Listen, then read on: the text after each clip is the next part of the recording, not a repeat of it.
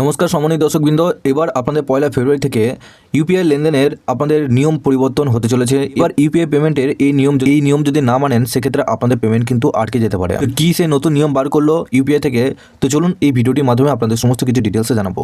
তার আগে আপনারা যদি আমাদের এই চ্যানেলে নতুন হয়ে থাকেন তো চ্যানেলটিকে অবশ্যই সাবস্ক্রাইব করে বেল নোটিফিকেশনটা অল করে দিবেন। আমরা যখনই নতুন কিছু আপডেট দেবো আপনারা ওই নোটিফিকেশন বেলের মাধ্যমে সমস্ত রকম খবর পেয়ে যাবেন। এবং এই ভিডিও ডেসক্রিপশনে হোয়াটসঅ্যাপ গ্রুপ এবং টেলিগ্রাম গ্রুপটিকে অবশ্যই জয়েন করে রাখুন। ওখান থেকে আপনারা প্রত্যেক দিন সমস্ত রকম খবর সবার আগে পেয়ে যাবেন।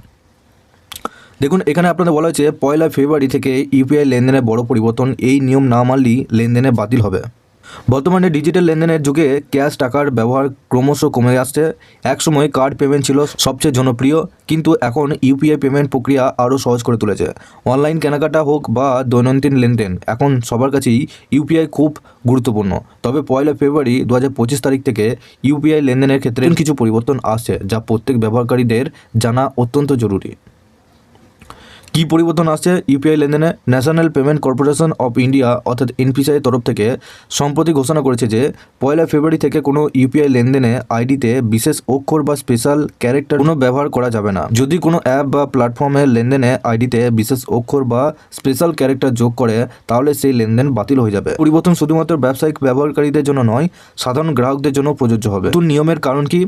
এনপিসিআই চায় যে ইউপিআই লেনদেনের প্রক্রিয়াটিকে আরও সহজ এবং সুরক্ষিত করে রাখতে। তাই সমস্ত ব্যাংক ও ফিনটেক কোম্পানিগুলিকে নির্দেশ দেওয়া হয়েছে যে লেনদেনে আইডিতে কেবলমাত্র আলফা নিউমেরিক এবং ক্যারেক্টার ব্যবহার করতে হবে। যদি কোনো অ্যাপস বা পরিষেবা এই নিয়ম অনুসরণ না করে তাহলে সংশ্লিষ্ট লেনদেন বাতিল হয়ে যাবে। এর আগে কি এই বিষয় নিয়ে কোনো নির্দেশিকা জারি হয়েছিল? তবে হ্যাঁ, এই নিয়ম কিন্তু জারি হয়েছিল। এনপিসিআই আগেও এই বিষয়ে একটি নির্দেশিকা জারি করেছিল। গত 2024 সালের মার্চ মাসে লেনদেনে আইডির দৈর্ঘ্য 35 অক্ষরে সীমাবদ্ধ রাখার নির্দেশ জারি করা হয়েছিল। এনপিসিআইয়ের তরফ থেকে আগে এই সীমা 4 থেকে 35 অক্ষরের মধ্যে ছিল, যা এখন আবারও কার্যকর করা হয়েছে। ইউপিআইয়ের জনপ্রিয়তা দিন দিন আরও বাড়ছে। ভারতের ডিজিটাল পেমেন্টের মধ্যে ইউপিআইয়ের মাধ্যম বর্তমানে 83% হয়ে গেছে। 5 বছরের আগে 2019 সালে এর হার ছিল মাত্র 34%। ভারতীয় রিজার্ভ ব্যাংকের সাম্প্রতিক প্রতিবেদনে দেখা গেছে যে এনএফটি, আরটিজিএস, আইএমপিএস, ক্রেডিট ও ডেবিট কার্ডের মাধ্যমে লেনদেনের হার কমে মাত্র 17% নেমে গেছে, যেখানে 2019 সালে এটি ছিল 66%। ইউপিআই এর জনপ্রিয়তা দিন দিন আরও বাড়ছে। ইউপিআই ব্যবহারকারীদের জন্য পরামর্শ: আপনাদের ব্যবহৃত ইউপিআই অ্যাপটি আপডেট করুন যাতে ইউপিআই অ্যাপটি এই নতুন নিয়ম অনুসরণ করতে পারে। লেনদেনের সময় বিশেষ অক্ষর ব্যবহার করছে কিনা তা নিশ্চিত করুন, না হলে লেনদেন বাতিল হয়ে যাবে। যদি কোনো রকম সমস্যা হয় তবে সংশ্লিষ্ট ব্যাংক বা ইউপিআই পরিষেবা প্রদানকারী সংস্থার হেল্প ডেস্ক নাম্বারে যোগাযোগ করুন। ইউপিআই এখন ভারতের অন্যতম গুরুত্বপূর্ণ ডিজিটাল পেমেন্টের একটি মাধ্যম হয়ে উঠেছে, তাই এই পরিবর্তনের বিষয়ে সচেতন থাকুন। লেনদেনের এই নতুন নিয়ম মেনে চলা প্রত্যেকটি গ্রাহকদের কাছে অত্যন্ত গুরুত্বপূর্ণ। আপনারা বুঝতে পারছেন, আপনাদের এই ফেব্রুয়ারি মাস থেকে এই ইউপিআই এর নতুন নিয়ম কিন্তু জারি হয়েছে।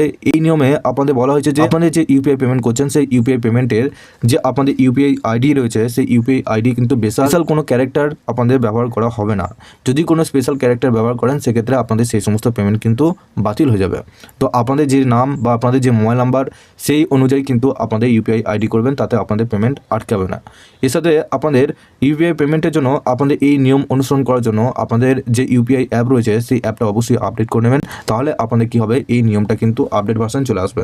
তাতে কি হবে, আপনাদের আগে থেকে কিন্তু সতর্ক করে দেবে যে ফেল্ড হলো কি হয়নি, সমস্ত কিছু ডিটেলস আপনাদেরকে দেখিয়ে দেবে। পেমেন্ট হয়ে গেলে একবার পেন্ডিং হয়ে গেলে টাকা পাওয়া মুশকিল আছে। তো আপনাদের কি মতামত নিচে অবশ্যই কমেন্ট বক্সে জানাতে ভুলবেন না। তার আগে আপনারা অবশ্যই এই ভিডিও নিচে ডেসক্রিপশনে হোয়াটসঅ্যাপ গ্রুপ এবং টেলিগ্রাম গ্রুপটিকে অবশ্যই জয়েন করে রাখুন।